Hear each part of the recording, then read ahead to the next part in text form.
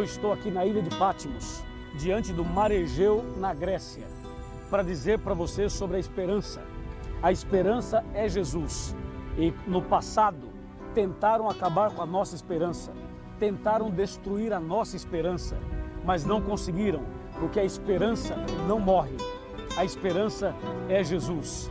Em Apocalipse capítulo 1, versos 10 e 11, está escrito: achei-me em espírito no dia do Senhor e ouvi por detrás de mim grande voz como de trombeta, dizendo: o que vês escreve em livro e manda às 7 igrejas: Éfeso, Esmirna, Pérgamo, Tiatira, Sardes, Filadélfia e Laodiceia.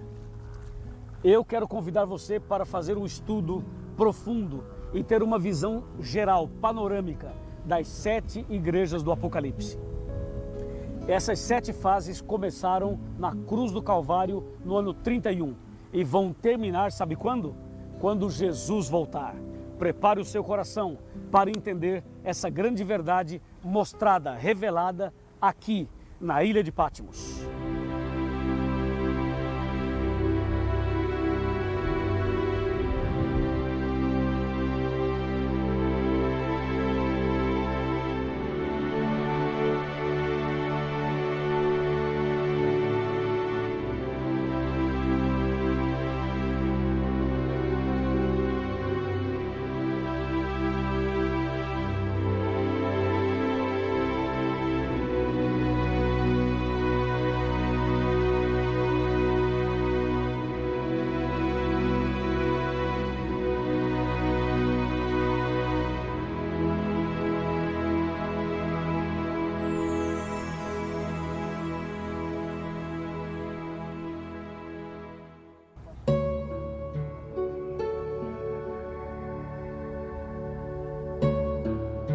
Bem, eu estou chegando da ilha de Patmos, onde começamos esse tema, um tema maravilhoso, que é uma visão geral das 7 igrejas do Apocalipse, e o título dessa mensagem é A Esperança Não Morre.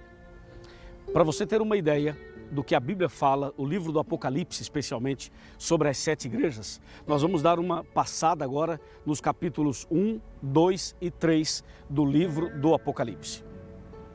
Para isso, vamos abrir a Bíblia Sagrada para começar ou para continuar esse estudo tão maravilhoso. Em Apocalipse capítulo 2, versos de 1 a 7, nós temos a primeira carta de Jesus a Éfeso. E a primeira carta de Jesus representa a primeira fase da igreja cristã na história, que começou na cruz do Calvário no ano 31 e terminaria por volta do ano 100, quando morre ou quando morreria o último dos 12 apóstolos. Esse período de Éfeso é o período mais incrível da história da igreja. É quando a igreja primitiva pôde viver, pôde praticar de verdade os princípios da palavra de Deus. Era a igreja realmente dos sonhos de Deus. Foi exatamente no período de Éfeso que Deus derramou o poder do Espírito Santo, a chuva do Pentecostes, e os discípulos pregaram e fizeram maravilhas e muitas pessoas foram curadas, a igreja era unida, as pessoas iam de casa em casa, repartiam o pão, eles viviam unidos na mesma fé. E em um sermão só, Pedro, o apóstolo, ele pregou e levou ao batismo cerca de 3.000 pessoas. Imagina isso?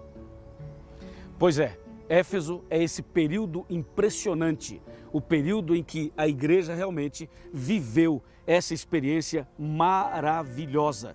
É a era, portanto, apostólica, quando os discípulos dirigiam a igreja. Esse período passou, a igreja se manteve firme, se manteve fiel aos mandamentos de Deus, à guarda do sábado, aos princípios todos da Bíblia Sagrada. Só que depois do ano 100, então a igreja passa por uma outra fase, a fase de Esmirna, que vai do ano 100 até o ano 313 a 323, mais ou menos. É o período em que a igreja continua firme na fé, continua obedecendo os mandamentos de Deus, continua guardando o sábado, só que agora Satanás começa uma perseguição terrível contra os cristãos. Ou seja, a pressão do inimigo era para que os cristãos abandonassem os seus princípios, abandonassem a Bíblia e abandonassem a obediência aos mandamentos de Deus. Essa perseguição no período de Esmirna, que está no capítulo 2, de 8 a 11, No verso 10, fala que haveria 10 anos de perseguição, ou seja, eles seriam provados por 10 dias proféticos. São 10 anos literais. Esmirna, a igreja se manteve firme, porém, Diocleciano, usado inclusive pelo inimigo, usando a força do império, a força do Estado, perseguiu e matou muitos cristãos. Foi o período então da perseguição e do martírio.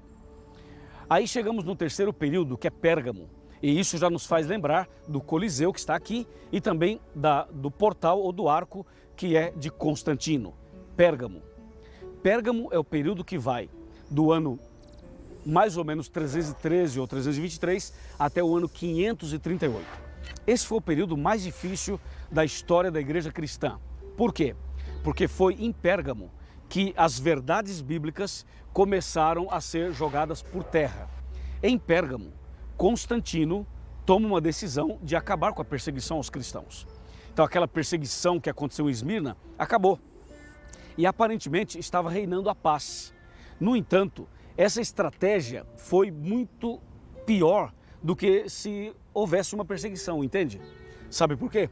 Porque foi a era dos compromissos, das alianças. Foi exatamente quando igreja e Estado se uniram, quando política e religião deram as mãos. E Constantino até, ele se demonstrou cristão e chegou a dizer que havia se convertido ao cristianismo. Mas a verdade é que ele nunca se converteu. Eu estou aqui exatamente diante desse arco, que é o arco ou portal de Constantino.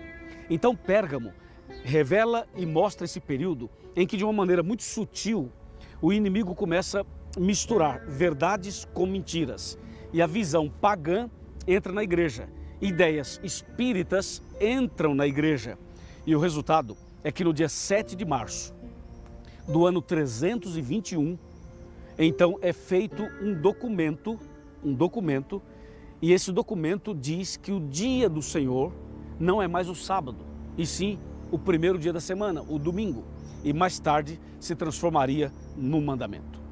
Pois é, amigo, foi isso que aconteceu no ano 321, o primeiro decreto oficial mudando o dia de guarda do sábado para o domingo. Isso foi no período de Pérgamo, que vai exatamente até o ano 538 aproximadamente. Então, esse período de Pérgamo também é um período em que começa a surgir um movimento que faz surgir a igreja de Roma, a igreja romana, que passa então a partir daí ser uma figura de destaque na história. Uma figura de destaque na história bíblica e na história geral. Agora, quando Pérgamo termina por volta do ano 538, a estrutura toda está montada e de acordo com a Bíblia, aqui no livro de Apocalipse, no capítulo 2, versos de 12 a 17, a Bíblia diz no verso 13, conheço o lugar em que habitas, que é onde está o trono de Satanás. Então você percebe que o inimigo estabeleceria o seu trono dentro da igreja cristã. Ou seja, a igreja cristã agora começa a viver um momento difícil, porque mistura cristianismo com paganismo, mistura o certo com o errado, a luz com as trevas. E isso dá início a uma nova configuração, a uma nova fase da igreja cristã. Então, quando chegamos no ano 538, o bispo de Roma recebe a autoridade suprema e ele passa agora a ser não somente um pastor, mas também um chefe de Estado. E aí entramos na quarta fase da igreja cristã, que é a fase de Tiatira, que vai de 538 até 1798. Ou seja, 1260 anos. Só que no meio desse período, nós destacamos o ano de 1517, que foi o ano em que Martinho Lutero se levantou para dar início à reforma protestante do século XVI. Tiatira, portanto, é o período da apostasia total. É quando a verdade de Deus é jogada por terra totalmente e quando então a igreja romana, aquela mencionada em Apocalipse 17, aquela mulher meretriz, ela se levanta com todo o poder. A supremacia papal, então, ela passa agora a controlar, a dominar e ela passa agora a assumir o controle. Foi o período da Santa Inquisição, que de santa só tinha o nome, não é verdade? Porque foi uma verdadeira chacina. Santa Inquisição, isso também inclui o período da Idade Média, E o período de Tiatira é aquele período em que a igreja verdadeira teve que fugir para manter a verdade. E o que ficou deu origem à igreja romana. Como você pode ver, eu estou aqui diante do Coliseu, exatamente um lugar onde as pessoas eram torturadas e devoradas pelos leões. Ou seja, a Inquisição foi forte aqui na Europa e em várias partes do mundo. Essa é uma região muito significativa, especialmente para o período de Tiatira, ok? Quando foi o período da terrível perseguição da Idade Média e que, se Deus não fizesse uma intervenção, nenhuma pessoa escaparia. Terminamos o período de Tiatira, terminamos o período da supremacia papal em 1798. E aí começa uma outra fase, que começou, na verdade, um pouquinho antes, em 1517, com a Reforma Protestante, e a Bíblia menciona a igreja de Sardes, que está em Apocalipse, capítulo 3, de 1 a 6.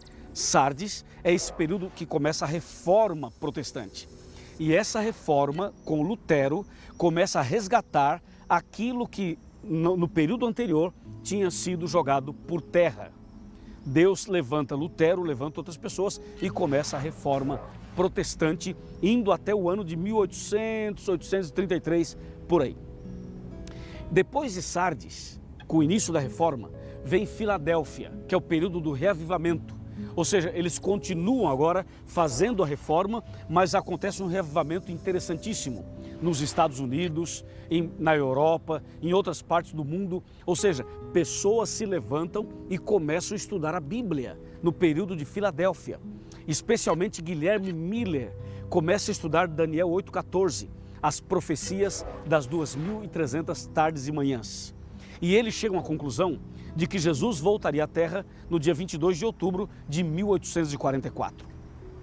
Essa mensagem era doce como mel e trouxe um grande movimento no mundo inteiro, especialmente na América do Norte e especialmente na Europa. E essa mensagem produziu esse revivamento. Acontece que, quando chegou a data em que as pessoas se prepararam, as pessoas oraram, as pessoas se consagraram, mas chegou a data e Jesus não veio. E aquilo que era doce como mel se tornou amargo, cumprindo a profecia de Apocalipse 10, a profecia do livrinho, que na boca era doce e no estômago ficou amargo. Assim, passou o período de Filadélfia. Na verdade, em 1844, não seria a volta de Jesus. Jesus não veio. Por que não veio? Porque não era data da volta de Jesus. Era, na verdade, a data em que Jesus passaria do lugar santo para o Santíssimo no santuário celestial. A profecia de Daniel 8,14 estava certa, o gráfico também. O que eles erraram foi o acontecimento. Não seria a volta de Jesus, mas seria a passagem de Jesus para o lugar santíssimo, no santuário do céu. E assim Jesus daria início ao juízo final. Ele começou a primeira fase, o juízo de investigação no santuário celestial. Com essa decepção de 1844, muitas pessoas abandonam a fé, muitas pessoas abandonam a Bíblia, abandonam a religião. E fica um grupo de pessoas firmes na fé e fiéis. E esse grupo é o que dá início à sétima fase, chamada Laodiceia. Esse sétimo período começa com a Igreja Adventista do Sétimo Dia, a Igreja de Deus na Terra, que resgata as verdades esquecidas no passado. Por isso eu sou adventista. Eu tomei minha decisão e hoje eu sou membro da Igreja Adventista e sou pastor também. Foi a decisão mais importante que eu tomei. Mas agora chegou a hora de você tomar uma decisão, de você também fazer parte dessa igreja, fazer parte desse povo. Venha com a gente, Deus está chamando você. Em João capítulo 10, versos 14 a 16, Deus fala que Ele tem outras ovelhas que não são desse aprisco. Mas Ele diz, a mim me convém ajuntá-las. Elas ouvirão a minha voz e então haverá um rebanho e um pastor. Hoje é o dia da sua decisão.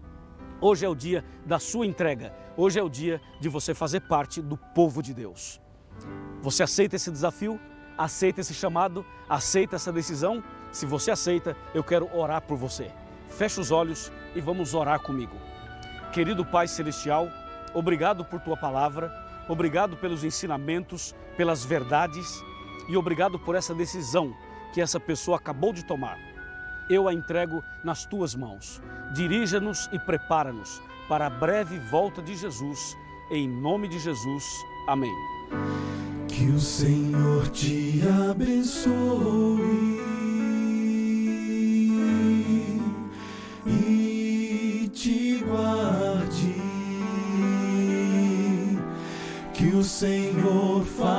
faça resplandecer seu rosto sobre ti e tenha misericórdia de ti,